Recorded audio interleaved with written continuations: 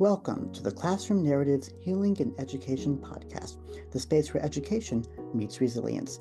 I'm Dr. Joey Weisler, and in each episode, we dive deep into the personal stories of educators, students, leaders, and frontline advocates who are navigating the complexities within modern education. Whether you're just starting your teaching journey or are a seasoned professional looking for inspiration, we'll explore how to foster meaningful change, prevent burnout, and build trauma-informed communities within our schools. Now, let's take a seat at the front of the classroom as we get started. Hey, what's up, everyone? Welcome to another episode of the Classroom Narratives podcast. Big thanks to those tuning in tonight. Some of you may have known me from my prior segments. I'm Dr. Joey Weisler, but for those of you joining us for the first time, welcome to the podcast, and thank you again for taking the time and offering the space to get to know me, and hopefully also get to know yourselves through our episode here today. I want to start today's conversation by saying, if we haven't heard yet, that teaching was my first choice for my career. I wanted to become an educator since I was 5 years old, and I have a picture that I would love to share with you of me sitting in the lap of my kindergarten teacher, Miss Lynch. Miss Lynch, I hope you listen to our segments, and if not, this one is dedicated entirely to you. Thank you for believing in me for almost 25 years. A quarter of a century. We don't need to add a numeric value on it like that. So 25 years ago, I knew I wanted to become an educator because of the love that my kindergarten teacher had offered. Now, I had to tell you why kindergarten was so special for me. In the year 2000, in this kindergarten class, this was a time where we would come in and journal about ourselves, journal about our feelings. Writing had an incredible force on how we went about the everyday in that class. Our afternoons were spent doing kinesthetics with songs, dancing, playing with stuffed animals to learn the alphabet, and we had the best time. And I also gained a love for the Backstreet Boys as well, but that's a whole nother conversation. But what my kindergarten teacher did, Miss Lynch, is that she formed her whole classroom to be premised on what we may coin here in 2025 as social and emotional learning. She was an educator who was well ahead of her time, way back in that day, and her methods and her pedagogy are things that I've carried into my own classroom today. My own late grandmother, and I'm actually recording tonight's podcast sitting in my grandparents' former apartment, was also a New York City-based educator with an incredible legacy that she left on the education in the Bronx. She began as an elementary school teacher. She evolved into later on a principal. She trained teachers in retirement, and she left a true legacy as a New York City public school educator during her tenure in the field. So my roots have teaching within themselves. And knowing that, what I was not prepared for was having myself feel disillusioned entirely before I had even stepped into my first classroom. My high school was no other than Marjory Stoneman Douglas High School. And in 2018, when their mass tragedy happened, killing 17 people and wounding 17 others on Valentine's Day, I was right next door, substituting the children of, the friends of, the siblings of, and the community members of folks who were in the building on that fateful day at their high school. I returned to that same middle school that same calendar year, 6 months later in August, to begin what was my very first year of teaching. Now, no educator deserves a tragedy. That's my premise. But I'll add on to that by saying no educator deserves a tragedy before they even begin the classroom. So I was already disillusioned before I had even started my very first year. Sometimes I think of myself as a toxic teacher in that year. I used to think in front of my students, what is wrong with you? Maybe a detention will fix this. And I feel like I neglected to take on the approach of, hey, I see you're struggling. How can I help you? Now, I'll say that my students remember differently.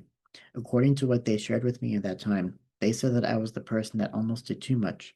They said that I came in as their superhero, but I was not a superhero. I was just a caring person. And I often confused the boundaries of what it meant to protect my students without becoming their therapist and working to keep them safe for now, because we all know that we are not therapists, but we are caring humans who need to draw the boundary because sometimes trying too hard to save a student and rescue them emotionally can actually perpetrate more. Maybe that's where I went wrong in my opening year. When I'm dealing with students that had behaviors that dealt with depression, some students were suicidal, others were struggling with their sexuality, others were in my eighth grade class reading on a first grade reading level, others were, in terms of acting out, I wouldn't say they were talking over me. I'd say they were singing over me. I'm talking like American Idoling behind me as I'm trying to teach a lesson. And of course, the defiance with those cell phones in 2019 was enough to make me want to smash my head into the wall. I'm not saying hit my head into the wall. I'm saying literally smash it into my wall every single day. Ooh, I wanted to do that so bad. Never tried it. Hopefully, I won't ever have to. But that was my opening year. And honestly, my classroom looks like chaos quite often. I had students arm wrestling while trying to show them Schindler's List while teaching Eloise L. I was mandated to play Steven Spielberg's film, and students are in the back doing anything but watching the content, and I did not have the skills to redirect the conversation. And instead of saying to me, here's how you can support your students, admin would come to me too and say, how come we don't have a grip on these kids? Maybe that's why my mindset defaulted to thinking about what was wrong versus what can we correct and make right. I went to my administration 6 years ago this week, and I was towards the end of my first calendar year of teaching. My first full year was from January to December 2019. I went to my leadership and I said to them, I'm disillusioned by the teacher I am. And here's what I feel. I snooze my alarm 6 times before I wake up, and those snoozes are 10 minutes apart. I had to set my alarm for an hour just to get up on time to get to work because I just had a feeling of existential dread every single time that alarm went off. When I walked around my campus, I know that I looked scared to death. I just looked petrified. And when my students would leave most days, I just remember some days I would lock my door. I would spike my lantern onto the ground and just sit in the corner and sob. And I would think, wow, as I leave today, which I wouldn't leave until 9 p.m., by the way, as I leave today, I know I'm going to be as happy as my most miserable child, the most miserable one I've seen today. And believe you me, as you see, I worked with some really, really disheartened students and children in the months following that mass tragedy. I was gutted. I didn't know where to go, where to turn, and I felt like I had no options. I even went to my parents and said, I wanted to do this since I was 5 years old. This is the only thing I think I know how to do. I have no backup plan. What am I supposed to do now with my life? Is there a purpose to what I want to do with my own ambitions? I felt so stuck. So during that time, believe it or not, my kindergarten teacher was visiting from Rhode Island, and I had a wonderful opportunity to have some coffee with her. And I said to her, Miss Lynch, you taught me to love this system. And quite frankly, I'm upset. I'm PO'd because you made it look easy, you made it look fun, and I don't feel what you felt when you were up there for us. Unless you faked it really, really well, I'm not feeling it. What am I doing wrong? And she said to me, I'm going to give you my secret. She said to me, I came in every single day knowing that I was not going to teach your brain. I was not going to feed you logic, but rather I was going to feed you emotion and teach to your heart. I was going to teach you to the heart. And that was the mindset that I took on from that day. That going forward, I would teach to the heart. And the heart mindset, it is a mindset, is what I'm here to talk to you about today. So here we are in November 2025, and let me show you how my life has looked 6 years later. How did I do it? How did I move on from this teacher who cried every single day to the one who is hosting the Classroom Narratives podcast as we see it? First, I went away and I got a PhD. I would not advise doing a PhD in hopes that it will resolve your trauma. I actually have many people that would say that is quite a counter narrative, nonetheless. But what it did for me is that by doing a dissertation focusing on trauma, is that I was able to almost have my day in court every single time that I was working to write my dissertation. And what I was working to do was just change my mindsets in a way that allowed me to be more present, hold boundaries, and find peace in my day to day as a teacher. My classrooms now look like students being extremely productive. They come in, they know that they have options in how they want the class to run, they engage authentically, and instead of having students karaokeing behind me, I now have students that show up willing to have conversation.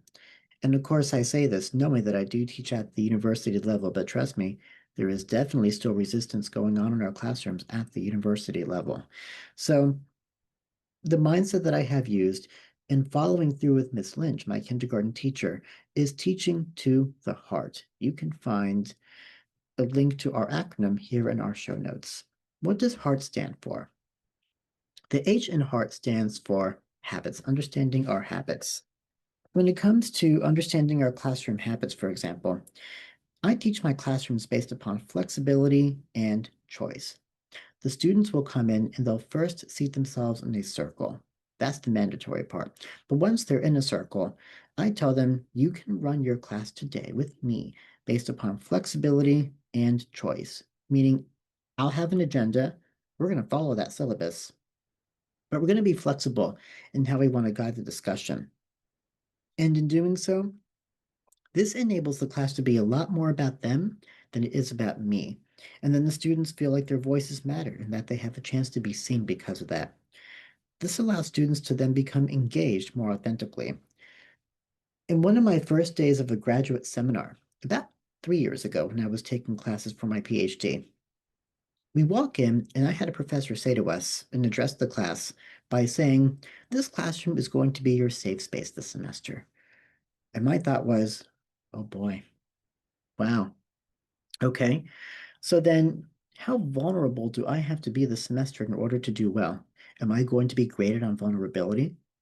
Now, I'll admit, I was just as guilty for using that same type of language before I had taken that class, when introducing myself to my own students as well. And it wasn't until then that I thought, maybe it's not about announcing a classroom is safe. Maybe it's about showing how it's safe by inviting safe moments, safe conversations, and using invitational language to allow students to be a part of the community on their own terms. Meaning, when students come into my class, they will all be in a circle, but from there it'll be up to them how they choose to engage, whether they want to talk out their ideas for the day, whether they want to go away and submit it through writing. And here's my play on words. I don't give homework, but I do have students complete what is called a written alternative assignment if they don't want to talk about it in class.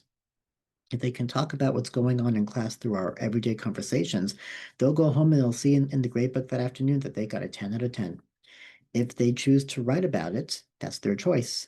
And I will pen to their submission for their homework that afternoon based upon their responses that would normally go in writing instead of being spoken out. And that's engagement. I co-regulate with my students to have them feel invited to engage on their own terms. And once they do engage, that allows them to think through what's really going on in our world. So I want to pause and talk about the A. The A stands for awareness. And when it comes to awareness, I would love to share my term paper that I present every semester in my composition class called Your Voice, Your Change. Your Voice, Your Change is a premise that asks students to go away and think about a community in the world where their voice can be heard. And in doing that, I had students just this semester alone focused on animal testing and cosmetics. I have a student focused on the mental health of athletes and thinking about the athletic community. I have a student working on substance abuse and usage and doing a PSA on that. I have another student doing a gluten-free diet awareness menu and clean eating. And I have another student focused on issues around male suicide and male communication. So when students are asked to use content to connect to their own lives, they become more aware about emotions such as, for example, empathy. And in my writing class, I'll commonly ask, how is empathy a theme that we see in fictional stories and the communities that we see ourselves becoming a part of? And it really leads students to think about the question, why does any of this matter? I'm sure a lot of us as teachers hear the, when am I going to use this when I grow up? Well, when you think about the awareness piece, to help students bridge that connection. I have a lot of students that may not care about A, B, or C, but when I bring up their community, when I say to the student, hey, You might not like The Giver by Lewis Lowry. I understand that. But let's talk about gluten-free awareness. Ooh, when Jonas tried to speak out against his community, how do you see yourself doing that with gluten-free awareness and building that menu? And when I bring the stories back to the way that the students are thinking and they can bridge connections, they start to see themselves in the characters. And that's the power of stories. It's letting students see themselves in the characters that they read. So then as students continue to work through this project, Your Voice, Your Change, that leads me to the R components, where the work that we do in class can become practical in terms of students saying, yes, there are problems out there, and we have to own those problems. And once we own the problems that we see, now we can go out there and fix it. And then we tell our stories about it. We tell our truths, and we record that to set the record straight.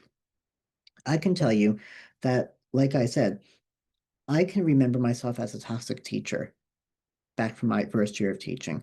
But if I were to open a notebook seated right beside me as I record tonight and pull out letters that students have written me since 2018, some even wrote to me a couple months ago from that first year class 6 years ago, I can tell you that the record says that the students remembered something different than I did. And in their favor, I was somebody who was there to help them, not perpetrate them during that time. Some days I still did ask the wrong questions. Some days the detention was easier than pulling a student off to the side. But for the students that are still in touch, they offer memories that show that there was definitely help for them. And if you're listening to tonight's podcast, you're here and you're tuning in because you too have helped students. And for that, all of us in academia are truly, truly grateful for you. Thank you for being here. So we tell our stories to get our records straight. And even through trauma, I'm going to refer back to Charlene Weisler Schwarzkopf, who was one of our founding members of the podcast, who, alongside Rich Schwarzkopf, witnessed 9/11. They said, when you see something so traumatic, write it down, document it, and then put it away. You don't ever have to read it again, but just know that the truth is there for you. So that's my heart method. It's understanding our habits. It's focusing on our engagement. It's knowing what makes us become more aware within our classrooms. It's focusing on our resilience and being able to tell our whole truths and tell our full stories. And my eureka moment from all this was that I realized that I did not have to standardize myself as a teacher in order to meet my course standards. I also know that whenever I'm handed a pacing guide, I feel so depleted and thinking that, oh, anybody can teach this. Why me? And the pacing guide is what always makes my imposter syndrome act up. But when we think with the heart mindset, when we teach with our heart, that is when we can truly allow ourselves to meet the standards without being standardized. If you're tuning in tonight as a STEM educator, you might be thinking, okay, Doc, well, stories, trauma, great. I teach science and math. Where's that going to lead me? Here's the truth for you. When it comes to understanding the heart mindset and cross-curricular subjects, students may not remember every formula that you teach them. They may not remember every molecule, every quadratic formula. Those things may not stick with students in 5 years from now. The everyday content might eventually go away. What the students will remember is your grace, your presence, the fact that you showed up, the fact that you cared, and the fact that you were willing to address them and have real human conversations, bridging that human connection. So tonight's conversation is to help you understand how you are whole and enough as you are as a teacher. When you show up with care and authenticity, you're making a true difference. The weight that we carry as educators isn't going to be going away overnight, but the way that we do carry it and who we become while we carry it can truly make a difference in how we think and lead and act. Trauma is a tricky thing because we don't really see how it happens and impacts people on individual levels. It's usually observed at a very high level, but I truly believe that perseverance after hardship is always a possibility. So next time you go into your classroom, think with your whole heart and know that I'm here to guide you along the way as we turn our scars into stars and find purpose through pain. Thank you so much for joining me for tonight's mini segments. Thank you for joining us on the Classroom Narratives Healing and Education podcast. If today's episode inspired you or made you think differently, I'd love to hear from you. Drop a comment or review wherever you listen to podcasts, and stay connected with us on the @Classroom Narratives podcast over Instagram and Facebook. Remember, together we can transform our scars into stars in education, one conversation at a time.